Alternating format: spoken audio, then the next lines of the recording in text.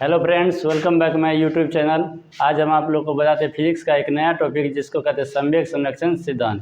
यानी संवेग का संरक्षण, संवेग कहते हैं पहले किसको, उसको हम समझते हैं। यानी ये संवेग क्या चीज़ है। संवेग कहते हैं किसी वस्तु का द्रव्यमान होता है और वो वस्तु कुछ न कुछ मोशन करता है तो उसका स्पीड हो गया। तो किसी भी द्रव्यमान, किसी वस्तु के द्रव्यमान और उसके वेग के गुणनफल को हम वस्तु का संवेग कहते हैं। यानी संवेग का सबसे पहला परिभाषा क्या हो जाएगा, किसी वस्तु के द्रव्यमान और उसके वेग के गुणनफल को क्या कहते हैं, संवेग कहते हैं। तो संवेग का संरक्षण, संरक्षण मतलब क्या आता है, उसको ना तो हम उत्पन्न कर सकते ना ही उसे नष्ट कर सकते, मतलब उसका संरक्षण वो सुरक्षित रहता है संवेग। यानी संवेग में परिवर्तन, यानी टक्कर, अगर कोई वस्तु, दो वस्तु टक्कर भी कर गई तो टक्कर से पहले उसका कितना संवेग था और टक्कर करने के बाद दोनों का क्या संवेग है, वो पहले का यानी पहले का संवेग और बाद का संवेग दोनों को अगर देखा जाता है, दोनों आपस में बराबर ही मिलते हैं, तो उसी सिद्धांत को हम कहते हैं संवेग संरक्षण का सिद्धांत।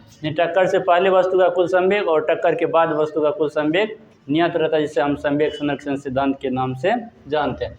तो चलिए हम इसको अब एक व्यंजक के द्वारा प्राप्त करते हैं। संवेग संरक्षण सिद्धांत कैसे हम इसको वेरीफाई करते हैं।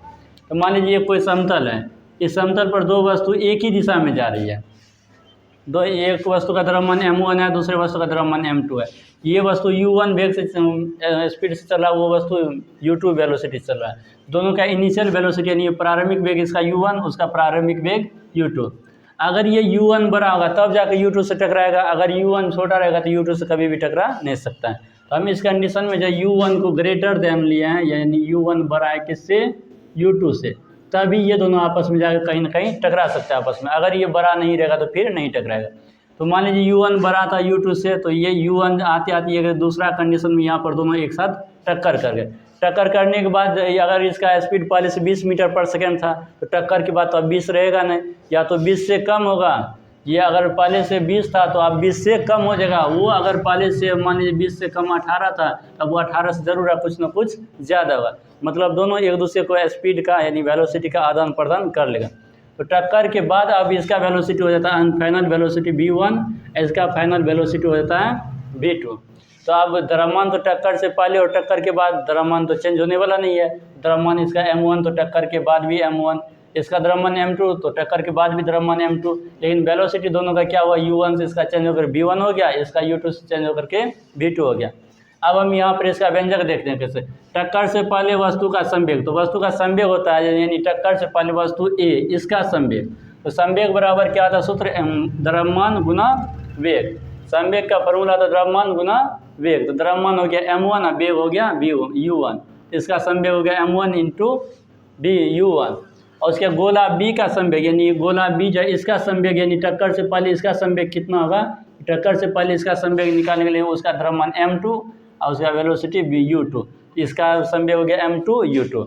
ये हो गया टक्कर से पहले दोनों का संवेग। अब फिर टक्कर के बाद इसका संवेग क्या होगा, तो द्रव्यमान तो वही रहा, इसका वेलोसिटी चेंज हो गया। तो टक्कर के बाद गोला A का संवेग तो m1 v1, टक्कर के बाद गोला B का संवेग m2 v2।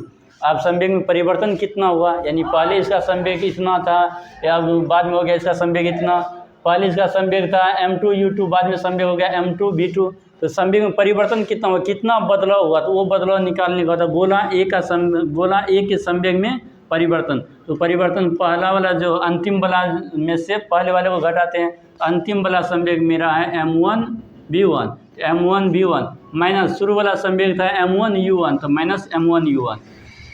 गोला B का उसी तरह से ठीक प्रकार अगर संवेग में परिवर्तन निकालते हैं, इसका अंतिम संवेग था m2 v2।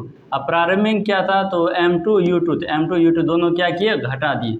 अब न्यूटन का तीसरा गति टक्कर के समय जो है, यानी टक्कर के समय ये यहाँ पर जो टक्कर क्या इस टाइम न्यूटन का थर्ड लॉ अगर अप्लाई करते हैं तो न्यूटन का तीसरा नियम कहता है तो क्रिया और प्रतिक्रिया बल एक दूसरे के परिमाण में बराबर होते परंतु दिशा में विपरीत होते हैं। यानी अगर हम इस बोर्ड को जितने ज़ोर से फोर्स कर रहे हैं उतना ज़ोर से बोर्ड भी हमें फोर्स कर रहा है, तो हमारे हाथ द्वारा लगाया गया बल क्रिया हो गया, उधर से लगाया गया बल प्रतिक्रिया हो गया।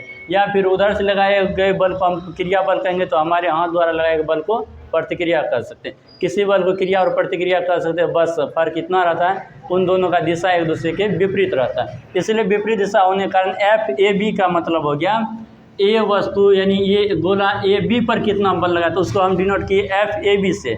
और बोला बी ए पर कितना बल लगा उसको डिनोट की एफ बी ए से, यानी ये न्यूटन का थर्ड लॉ के अकॉर्डिंग, यानी ये जितना बी पर बल लगा रहा है बी उतना ए पर लगा रहा है, तो दोनों का परिमाण आपस में क्या है, बराबर है। लेकिन ये जो माइनस का साइन आ गया, ये माइनस का साइन बता रहा है एक दूसरे के विपरीत दिशा में। एफ ए पर इधर की ओर, यानी ए बी पर उधर की ओर बल लगा रहा है, तो बी इधर की ओर बल लगाता है, यानी ए का डायरेक्शन, बल का डायरेक्शन इधर, तो बी का बल का डायरेक्शन इधर। इस तरह से एक दूसरे पर बल आरोपित कर रहे हैं। आते हैं न्यूटन के दूसरे नियम से। न्यूटन का दूसरा नियम जो कहता है संवेग में परिवर्तन की दर आरोपित बल के समानुपाती होती है। यानी ये जो फोर्स है ए बी, संवेग में परिवर्तन की दर जब वो टाइम उसमें हम मेजर करने लगते हैं तो वो हो गया संवेग में परिवर्तन की दर। यानी m1 v1 ये अंतिम से ये परिवर्तन इतना हुआ था, ये परिवर्तन होने में कितना टाइम लिया, तो उस टाइम को हम मान लिए t, यानी m1 v1 minus m1 u1 bye T, यानी ये हो गया संवेग में परिवर्तन की दर। यानी दर जब लग गया तो उस टाइम हमको टाइम को भी मेजर करना पड़ेगा, टाइम भी वहाँ पर टाइम से भागा भी देना पड़ेगा, तो कितना टाइम लिया। ये संवेग में परिवर्तन होने में कितना टाइम लिया, तो वो टी टाइम लिया। फिर ये भी टाइम तो दोनों के लिए सेम था, क्योंकि एक ही साथ हम दोनों को चलाए थे, तो वही टाइम इसके लिए भी थी। इसके संवेग में परिवर्तन की दर m2 v2 minus m2 u2 bye T. अब दोनों का ये समीकरण एक के हिसाब से दोनों आपस में क्या, समीकरण एक से लिखे एफ ए बी बराबर माइनस एफ बी ए, यानी फोर्स ए जितना बी पर लगाया उतना ही बी हमको ए पर भी लगाया। अब दोनों का वैल्यू देखें हम यहाँ पर निकाल चुके हैं। एफ ए बी का वैल्यू m1 v1 माइनस इतना भाई इतना रख दिया यहाँ पर, फिर इसका वैल्यू यहाँ पर रखे, यहाँ पर माइनस का साइन है। ये टी दोनों के नीचे से कैंसिल हो गया, हट गया टी, बचा ये माइनस। जब यहाँ पर टी जब कट गया एक दूसरे से, तो ये कैंसिल होकर के बचा m1 v1 minus m1 u1 equal to minus into m2 v2 minus m2 u2। अब इस माइनस से जिसे गुना किया तो m2 v2 u2 जो था माइनस में, वो प्लस होकर के पहले लिखा गया, और ये प्लस में था, ये माइनस होकर के बाद में लिखा गया। तब अगर m1 v1 इधर इस साइड था, तो हम b वाले को इस साइड से हम इसको एक तरफ करके इस साइड ले आते हैं। यहाँ पर हो गया m2 v2, और फिर m1 u1 इस साइड था, उसको हम RHS तरफ ले गए, तो यानी m2 v2 पहले से था, m1 u1 इधर आकर के प्लस हो गया। अब इन दोनों को हम चाहे तो इक्वल के इस साइड ले आ सकते हैं, इन दोनों को एक साथ उस साइड ले जा सकते हैं। तो ये टक्कर से पहले वाला था, ये सभी चीज़ इनको हम टक्कर से पहले यानी इक्वल के LHS तरफ रखे, टक्कर के बाद वाला था तो वो RHS तरफ हो गया। यानी कहने का मतलब हो गया टक्कर से पहले दोनों वस्तु का संवेग कितना था, तो पहले वस्तु का संवेग m1 u1, दूसरे वस्तु का संवेग m2 u2, यानी टक्कर से पहले इसका संवेग और इसके संवेग का योगफल, टक्कर के बाद इन दोनों के संवेग के योगफल दोनों आपस में क्या है, बराबर। यानी टक्कर से पहले इसका संवेग और इसका संवेग दोनों को जोड़ दे, तो फिर टक्कर के बाद फिर इसका और इसका संवेग दोनों को जोड़ दे, तो ये दोनों आपस में क्या होते हैं, बराबर होते हैं। यह संवेग संरक्षण सिद्धांत का नियम, यानी टक्कर से पहले वस्तु का कुल संवेग और टक्कर के बाद वस्तु का कुल संवेग आपस में बराबर होते हैं, जिससे हम संवेग संरक्षण सिद्धांत कहते हैं।